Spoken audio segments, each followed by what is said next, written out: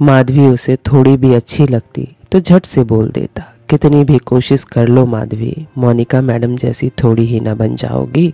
50,000 तनख्वाह है उनकी, मुझसे भी ज़्यादा कमाती है। ऐसी बीवियां तो किस्मत वालों को मिलती हैं, और मेरी किस्मत में तो पहले ही फफूंद लग गए हैं। मेरा नाम है मेहरुनिशा और आपका मेरे चैनल पर स्वागत है। बीवी हो तो ऐसी।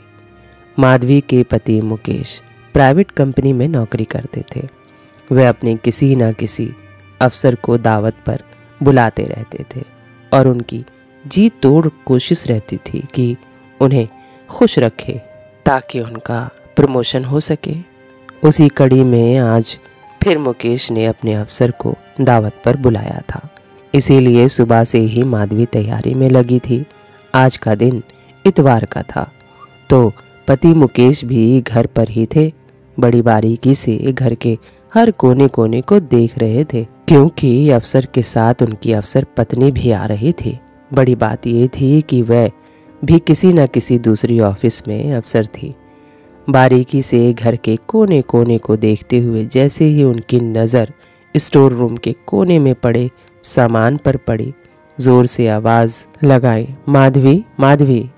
किचन से पसीना पोंछते हुए माधवी आई तो बरस पड़े, देखो माधवी, सामान कैसे बिखरा पड़ा है। उन्हें अपना घर दिखाऊंगा तो कितना बुरा लगेगा ना। जाने तुम सारा दिन क्या करते हो। और हाँ, माँ के पलंग के पास उनकी दवाइयाँ और सामान भी बेतरतीब पड़ा है, उसे भी देख लेना। मुकेश ने फिर रोब झाड़ा, लेकिन उन्हें ढंग से रखो और माँ को भी बता देना। आज अफसर के साथ उनकी बीवी भी आएगी और वो भी अफसर है। माधवी मुकेश की बात सुन वापस किचन में चली गई तो पीछे पीछे मुकेश भी पहुंच गए और बोले, सुनो, माँ कह रही थी कि तुम दाल की पकौड़ी बहुत अच्छी बनाती हो, तो साथ में ज़रा वो भी बना देना, वैरायटी हो जाएगी। माधवी सोच रही थी कि वैसे ही मुकेश जी ने मेन्यू अच्छा खासा तैयार करके दे रखा था, अब पकौड़े। लेकिन मुकेश जी की फरमाइश को दरकिनार करना उसकी आदत में नहीं था, तो जल्दी से दाल भिगो दी। तभी उनकी बेटी चंचल किचन में आई, बोली, वाह मम्मी, आज फिर पापा के अफसर की दावत, अपनी तो मौज हो गई। आप तरह तरह की वैरायटी बनाओगी, चलो मैं भी थोड़ा हेल्प कर देती हूँ। दोनों तैयारी में लग गए। शाम 6 बजे तक घर और खाना तैयार था। अब अफसर और उनकी बीवी का इंतज़ार था। मुकेश जी सफ़ेद कुर्ता पैजामा पहने तैयार थे। तभी उनकी नज़र माधवी पर पड़ी। बोले, ढंग की साड़ी पहन लो, काम वाली बाई नज़र आ रही हो।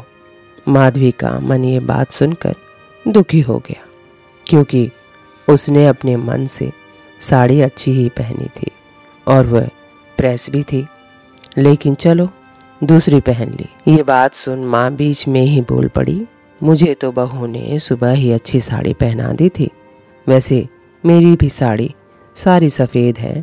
चिंता ना कर बेटा, इस बार तेरी उन्नति ज़रूर होगी। माधवी ने खाना भी मेहनत से बनाया है। तभी बाहर गाड़ी के हॉर्न की आवाज़ आई और मुकेश तुरंत गेट पर पहुँचे।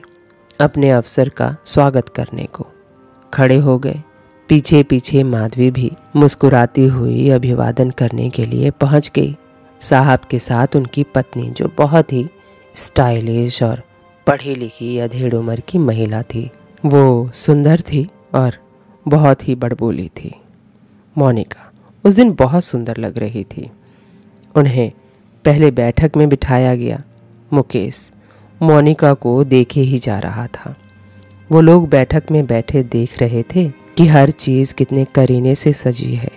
साहब ने अपनी पत्नी मोनिका को देखकर कहा, देखो कितनी सुंदर साज सजावट है। मोनिका को जैसे गुस्सा आ गया हो। बोली कि मैं तो ऑफिस के काम पर ही ज़्यादा ध्यान देती हूँ, ये बाई वाले काम मुझसे नहीं होते। ये कहकर वो भवों को उचान कर बोली, मुकेश जी, माधवी पढ़ी लिखी नहीं है शायद, है ना? तभी घर गृहस्थी में ही बेचारी सारा वक्त फूंक देती है। हम लोग तो बचपन से ही पढ़ाई पढ़ाई पढ़ाई। खैर कोई नहीं मुकेश जी, बाई की तनख्वाह तो बच ही जाती है। ऐसा कहकर वो हंसने लगी। बाकी सब लोग भी हंसने लगे, मगर माधवी को अच्छा नहीं लगा ये सुनकर। वो वहाँ से किचन में चली गई। तभी मुकेश ने कहा, क्या करें, हम तो माँ बाप के आगे हार गए। जैसी से कराई वैसी से कर ली और अफसोस जैसा मुंह बना लिया। तब मोनिका ने कहा, खैर कोई बात नहीं मुकेश जी, एक बात अच्छी है कि आपको खाना अच्छा मिलता होगा। हमारी बाई ठीक ठाक ही खाना बनाती है, माधवी जी की तरह नहीं बनाती। पर सब मिलकर माधवी का अपमान कर रहे थे। ये बात माधवी की बेटी चंचल को अच्छी नहीं लग रही थी, तो वो माँ के पास किचन में चली गई। वहाँ जाकर देखा तो माधवी रो रही थी। बेटी को देखते ही वो जल्दी से अपनी आंखें पोंछ मुस्कुराकर बोली, बाहर किसी को कुछ चाहिए क्या बेटा? चंचल अभी कुछ बोलने ही वाली थी, तभी उसके पिता मुकेश ने आवाज़ लगाई, ज़रा सौंफ सुपारी लाना माधवी। ये सुनकर खुद को ठीक कर जल्दी से किचन से सौंफ सुपारी लेकर आ गई।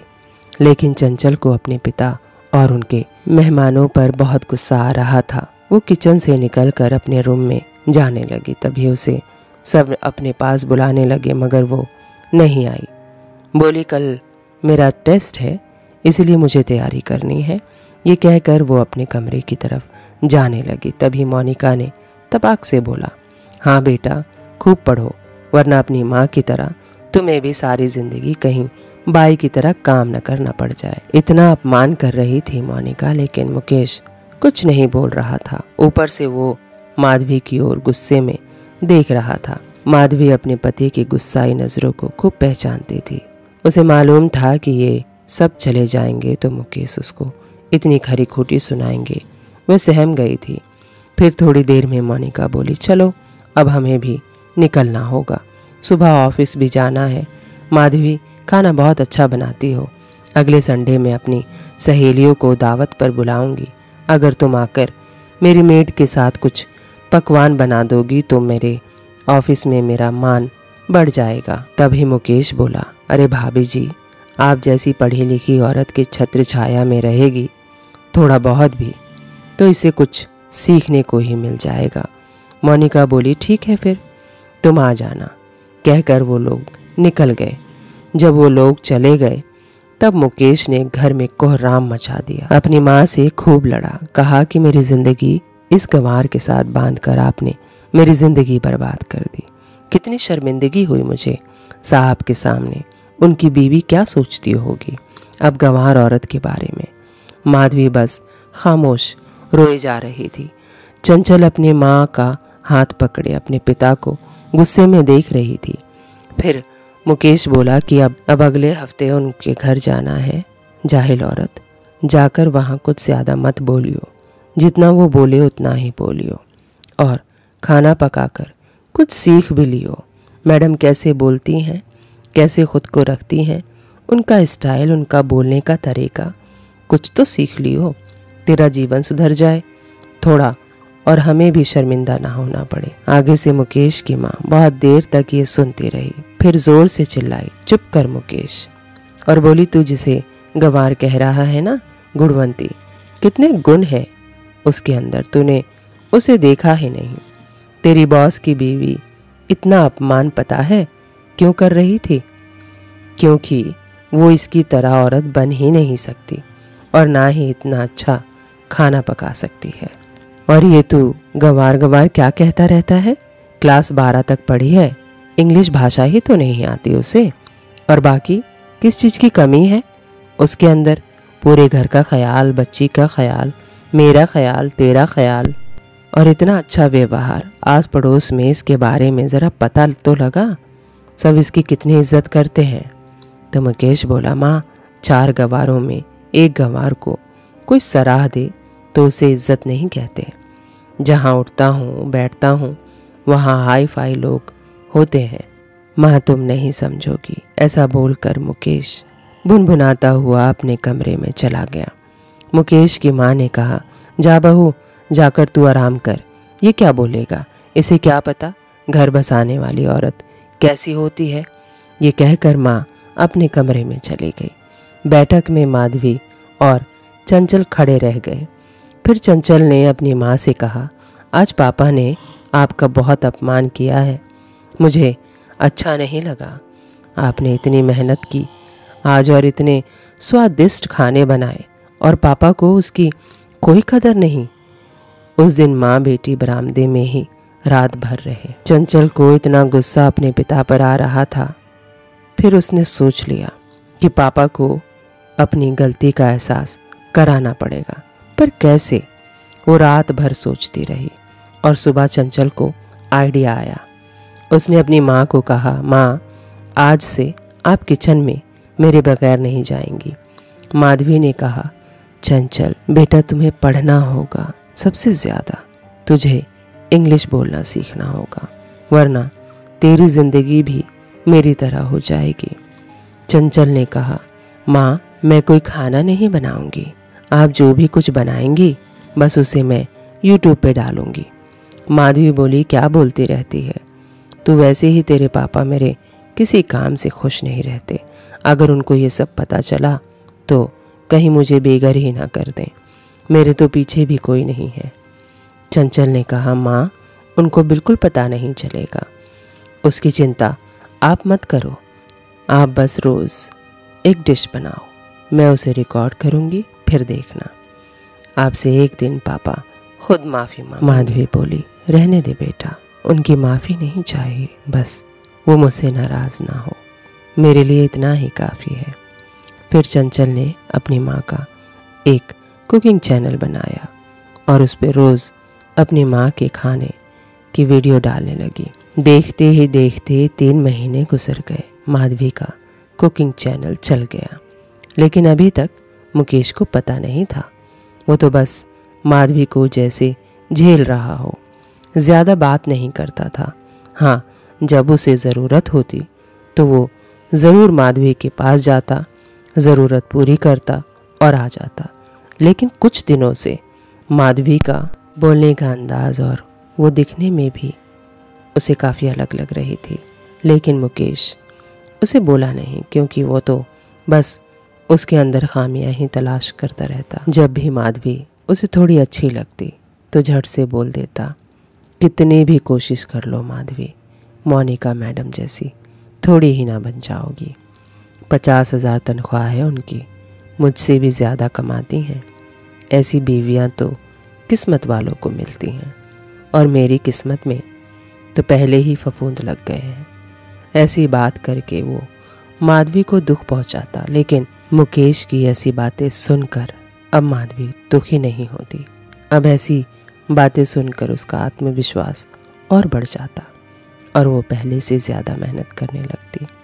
देखते देखते माधवी के कुकिंग चैनल से लाखों रुपए आने लगे। जब वो रुपए मुकेश के अकाउंट में आए तो वो चौंक गया।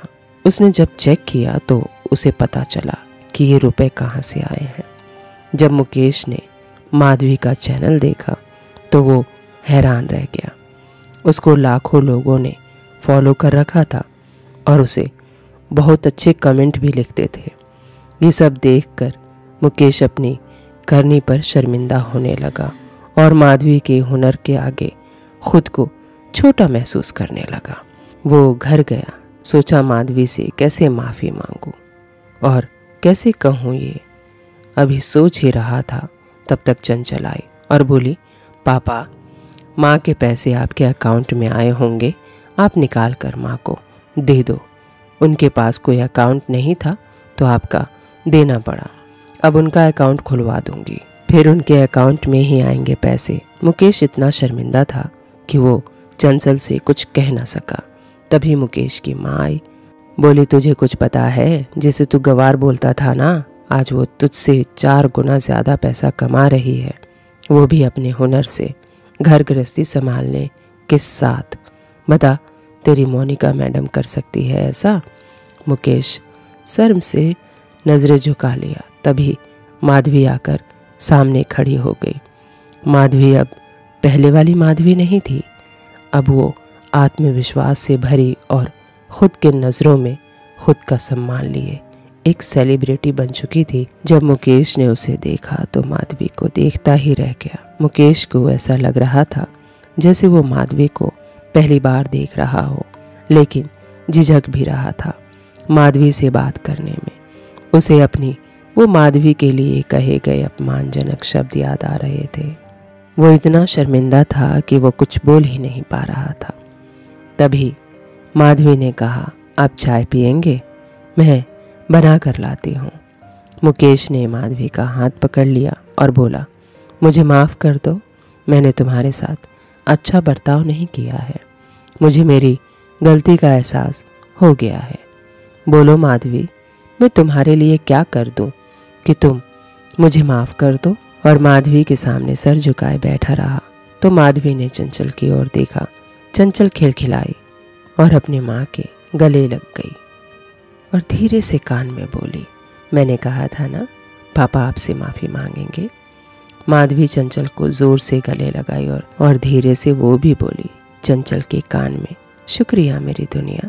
फिर माधवी ने मुकेश का हाथ पकड़कर बोली, तो कब बुला रहे हो अपने ऑफिस वालों को खाने पर, ताकि आप भी बता सको कि आपकी बीवी कोई काम वाली बाई नहीं है। माधवी की ये बात सुनकर चंचल और माँ दोनों ज़ोर ज़ोर से हंसने लगे। मुकेश भी हंसने लगा।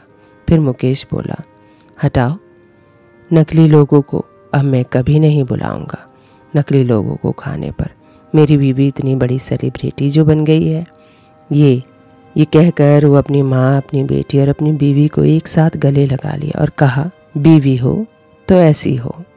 ये सुनकर माधवी की आंखों में खुशी के आंसू आ गए। ये कहानी हमें सिखाती है जो औरतें घर को अच्छी तरह संभालती और सारा दिन घर गृहस्थी में लगी रहती हैं, वो इज्जत और सम्मान की हकदार होती हैं, ना कि अपमान की।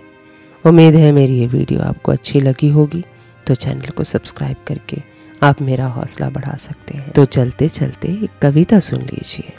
मैं एक नारी हूँ, प्रेम चाहती हूँ और कुछ नहीं। मैं एक नारी हूँ, मैं सब संभाल लेती हूँ। हर मुश्किल से खुद को उबार लेती हूँ।